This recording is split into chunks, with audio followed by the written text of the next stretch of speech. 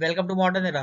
Trump ने कहा है कि अब वो ग्रीनलैंड को लेने में हार्ड वे का यूज कर सकते हैं। हार्ड वे का मीनिंग बेसिकली हुआ वो मिलिट्री फोर्स का यूज कर सकते हैं, जिस तरह उन्होंने वेनेजुएला में किया। हो सकता है वो ट्राई करे ग्रीनलैंड में, लेकिन ग्रीनलैंड है पार्ट डेनमार्क का और डेनमार्क है नाटो कंट्री। आपको जानकर एक हैरानी होगी कि डेनमार्क के एक फाउंडिंग मेंबर है नाटो का। तो सबसे पुराने नाटो मेंबर को यूएस से ऐसे थ्रेट करके उसे हर्ट ही कर सकेंगे। अब डेनमार्क में भी उधर से कहा कि we will shoot first if US invades Greenland. अब यूएस अगर ग्रीनलैंड पे अटैक करता है, डेनमार्क उसका रिस्पॉन्स करेगा, रिटेलिएट करेगा, वो बैठा नहीं रहेगा। यूएस एक तरह से अपने लिए खुद एनिमीज बना रहा है। अब नाटो कंट्रीज भी सेफ नहीं फील करेंगे यूएस के अंडर में या फिर यूएस से रिलेशन मेंटेन करने में। तो यूएस नाटो कंट्रीज भी अब निर्भरता हो सकता है यूएस पे हटाने लगे, जिस तरह से यूएस की कार्रवाई चल रही है। यूएस के लिए ग्रीनलैंड लेना आज से सपना नहीं बल्कि बहुत पहले ही से है। पहले के लीडर्स चाहते थे वो पॉलिटिकल तरीके से ले ले, लेकिन अब ट्रम्प ने कहा है कि नहीं, अब वो अपने मिलिट्री भी यूज कर सकते हैं, क्योंकि उन्होंने कह दिया हार्डवेयर, और हार्डवेयर का मतलब ही वही होता है।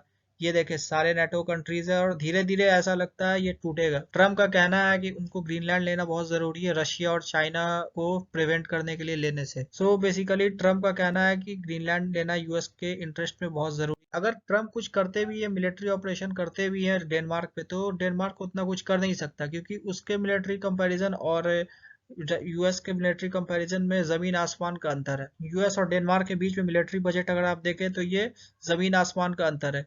900 बिलियन से भी ज्यादा यूएस का लगभग डिफेंस बजट एक साल का है, और डेनमार्क का लगभग 9.8 बिलियन डॉलर। और वही कैपेबिलिटी देखा जाए तो इनके ग्लोबल इंडेक्स में फर्स्ट है यूएस मिलिट्री, और डेनमार्क के पास वैसा कुछ खास है। अगर यूएस चाहे तो वो मिलिट्री फोर्स यूज कर सकता है, लेकिन अब यहाँ पे हो सकता है नाटो मेंबर्स उसका साथ दे या ना दे, या फिर उसके अपोनेंट पे काम करे। ग्रीनलैंड यूएस इसलिए हथियाना चाहता है क्योंकि यहाँ पे बहुत ज्यादा रॉ मटेरियल्स, मिनरल्स भी पाए जाते हैं, जैसे कि लिथियम, निकल, कोबाल्ट, रेयर अर्थ मिनरल्स भी बहुत ज्यादा यहाँ पे पाए जाते हैं। इसलिए यूएस के इंटरेस्ट है ग्रीनलैंड में। ग्रीनलैंड का स्ट्रेटेजिक वैल्यू ही इसको अट्रैक्ट करता है यूएस की तरफ, क्योंकि इसको यहाँ पे रेयर अर्थ मिनरल्स भी है, और ट्रम्प को डर भी है कि हो सकता है इसे रशिया या फिर चाइना एनेक्स कर ले, या फिर इसे पॉलिटिकल तरीके से लेने की कोशिश करे।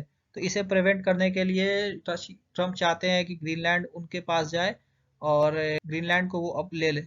लेकिन अब यहाँ पे ग्रीनलैंड है डेनमार्क का पार्क, वो माने, वो अगर एग्री होता तभी कुछ होगा, और दोनों को देखने से लग रहा है किसी कोई एक दूसरे का मानने के लिए रेडी नहीं। आखिरी में आपसे मैं एक सवाल पूछना चाहूंगा, what is the expected global economic growth rate in 2026 projected by the UN? Option A 4.5%, option B 3.8%, option C 2.7%, option D 1.9%। आपको जो आंसर सही लगता है इसमें से आप कमेंट में लिख दीजिए। आपके क्या राय है इस वीडियो में, और कोई ऐसा सजेशन जो आप देना चाहते हैं तो हमें कमेंट में बताइए, हम जरूर इसे पढ़ेंगे। Thank you.